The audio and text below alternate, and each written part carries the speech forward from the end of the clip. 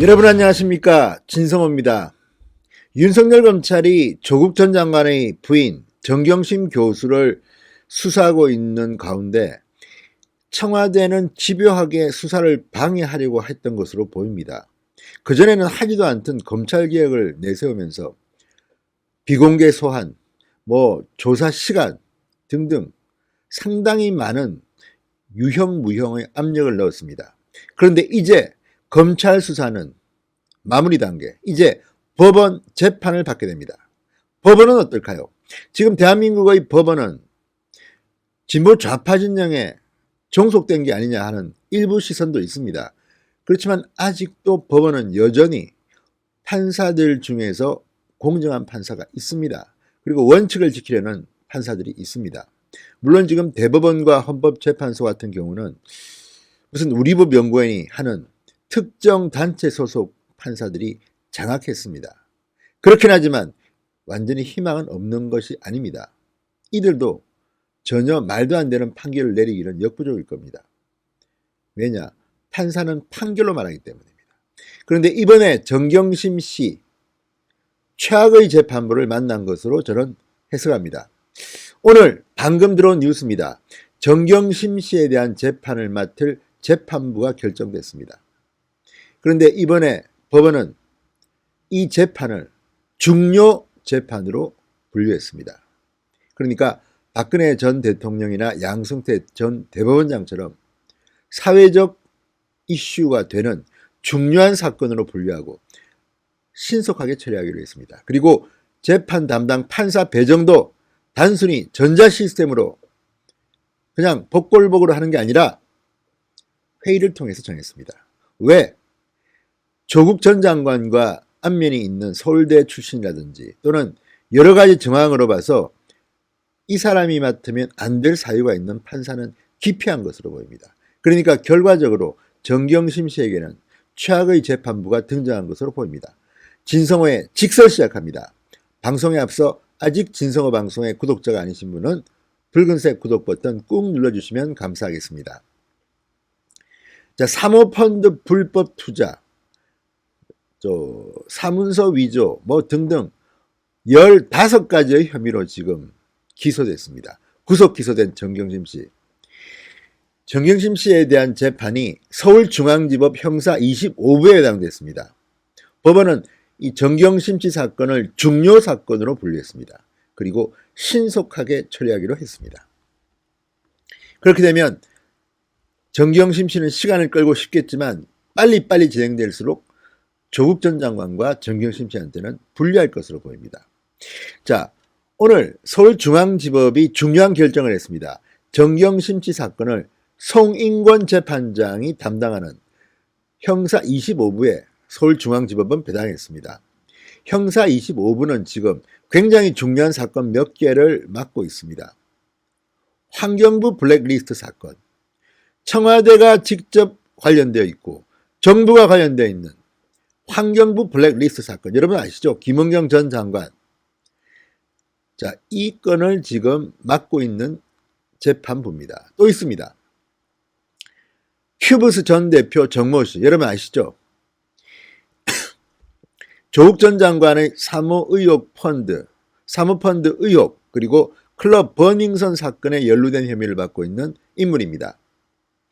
지금 윤규건 총경, 그러니까 청와대 행정관으로 파견돼서 청와대 민정수석실의 황태자로 불렸던 윤 총경과 관련이 있습니다. 윤 총경에게 뇌물을 주고 이 수사를 무마하게 한 그런 혐의도 받고 있고, 또 본인 자신이 여러 가지 범죄 혐의를 받고 있는 정모 씨입니다. 조국 전 장관과 윤규건 총경이 웃고 있는 사진을 찍은 당사자로 김도읍 의원에 의해서 지목되기도 했던 그런 인물입니다. 이 정모 씨 재판을 맡고 있습니다. 그렇기 때문에 정경심 씨 재판을 맡게 되면 아무래도 연관성이 있습니다. 따라서 이런 재판을 맡고 있고 또 중요 사건을 담당하는 재판부입니다. 그렇기 때문에 상당히 신속하게 처리한다는 점에서 정경심 씨한테는 최악의 재판부가 등장한 셈입니다. 또 하나, 재판장인 송인권 부장판사, 대전 보문고 고려대 법학과를 졸업했습니다. 조국 전 장관과의 학연은 그러니까 없는 셈입니다. 93년 35회 사법시험에 합격해서 25기 사법연수원 수료했습니다. 99년 서울지법 판사로 임관해서 대구지법, 서울고법, 서울중앙지법에서 근무했고 대법원 재판연구관 경력이 있습니다. 상당히 스펙이 좋은 엘리트 판사로 보입니다. 자, 법원은 정씨 사건을 적시 처리가 필요한 중요 사건으로 지정했습니다. 적시 처리가 필요한 중요 사건, 이건 뭘까요? 자, 대법원 재판 예규에는 이런 게 있습니다. 사회적 파장이 큰 사건 등은 중요 사건으로 지정해서 이 적시 처리 중요 사건은 다른 사건보다 우선 처리하고 재판 날짜 간격을 좁힙니다. 그러니까 신속하게 진행된다는 말입니다. 현재 박근혜 전 대통령, 양승태 전 대법원장의 사건 등이 이 중요 사건으로 지정되어 있습니다. 따라서 정경심 씨는 검찰 수사를 받을 때나 재판을 받을 때나 계속 시간을 끌려고 합니다. 지금 이게 통하지 않을 것으로 보입니다. 상당히 신속하게 처리되고 그러다 보면 언론의 스포트라이트도 많이 받게 됩니다. 자, 그리고 또 하나 적시 처리가 필요한 중요 사건으로 서울중앙지법이 지정하면서 담당 재판부 선정도 달랐습니다. 통상의 전산 배당, 그러니까 전산으로 배당하게 되면 누가 맡을지 모릅니다. 조국 전 장관의 친구가 맡을 수도 있는 것이고 안면에 있는 사람이 지인이 맡을 수도 있는 건데 이번에는 통상적인 전산 배당이 아니라 재판장 간의 합의를 통해서 결정했습니다. 재판장 간의 합의를 통해서. 그러다 보니까 대전 그리고 고려대 관련성이 적어 보입니다. 아무래도. 자, 조국 전 장관이 교수로 재직했던 서울법대를 피했습니다. 자, 검찰이 지난 9월 기소한 표창장 위조 사건은 서울중앙지법 형사 29부에 배당되어 있습니다. 한 차례 공판 준비기일이 진행됐습니다. 검찰은 지난 11일 자본시장과 금융투자업에 관한 법률 위반 등 14개 혐의를 적용해서 구속된 정 씨를 추가 기소했습니다. 이 사건을 이제 정경심 씨의 이 사건을 바로 이 형사 25부가 맡은 겁니다. 그러니까 정경심 씨의 사건은 두 군데에서 진행되게 됐습니다. 아무튼 이 사법부가